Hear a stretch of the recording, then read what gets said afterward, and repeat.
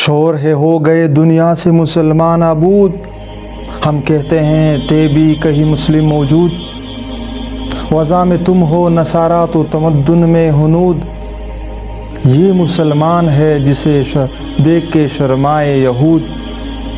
यूँ तो सैयद भी हो, मिर्ज़ा भी हो, अफ़गान भी हो, तुम सभी कुछ हो, बताओ तो मुसलमान भी हो।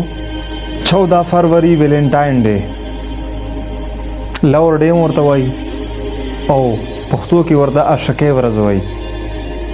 دا مصیبت دا ګندګي چرته نه رااله او د بیکګراوند څه شی دی. ویلنټاین ډے نه علاوه چې څومره ډیز مناویږي او ورځې مختص شوي دي، مثال کې د پر فادر ډے، مدر ډے چې څومره هم دي، زه ویم چې دې ته وایي ون ډے لو، د یو ورځې محبت. عقیدتاً یو ورځ مختص شوی د عقیدتاً محبت اظهار وشي، خیر تا او خیر ما، خبره ختمه. اسلام ماته هر غنټه، هر ورځ، هر لمحه د محبت درس راکوي. ویلنټاین ډے دا مصیبت کم خوانه راغو، دا اصل کې رومیانو نه د دې بنیاد اصل رومیانو نه راغلی دی چې کله رومن امپایر و د خبرې ته لږ سوچ کوو چې دا څه شی دی. رومن امپایر جوړ و نو لا عیسایت کې نو کنورټ شوی، بیزنټاین امپایر لا نو جوړ شوی. هغه نه مخکې یو رواج را روانو، یو ورځ به مناوېده، هغه ته به ویل لوپرسیلیا. تقریبا دا یعنی بوتونو عبادت پې کولو او خو خدای نه منلو. په دې ورځ به دا خاص ورځ مختص وه. بیا درېمې صدۍ کې غالبا 270 عیسوي نه واله 300 پورې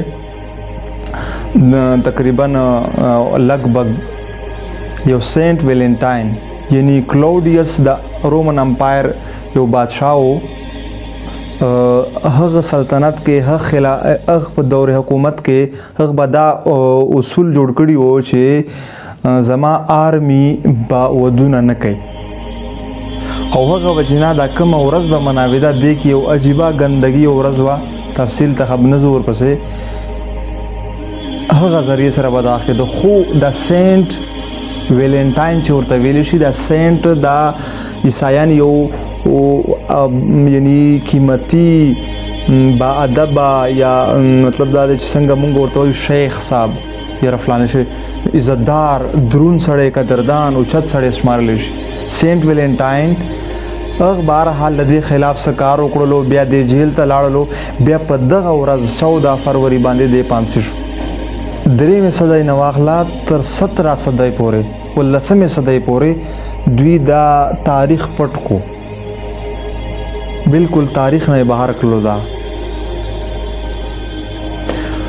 په 19مې صدۍ کې بیا په دې تحقیق غونډه کې وشو، کتابونه ولیکل شو، بیا یو دا رواج را شروع کړلو سینټ ویلنټاین په نامه مناولو.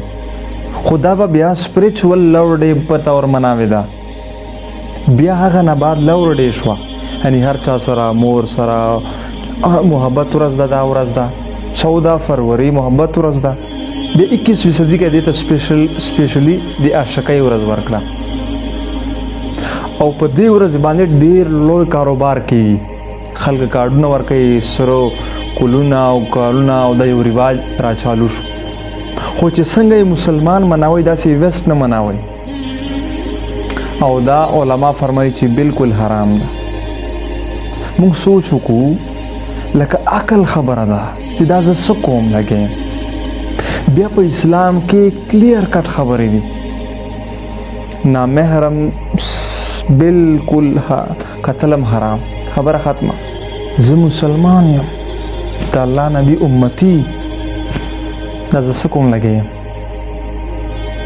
بس چې څه مې وکړل الله رضا د پاره د دې بالکل بایکاټ وکړي شي، بالکل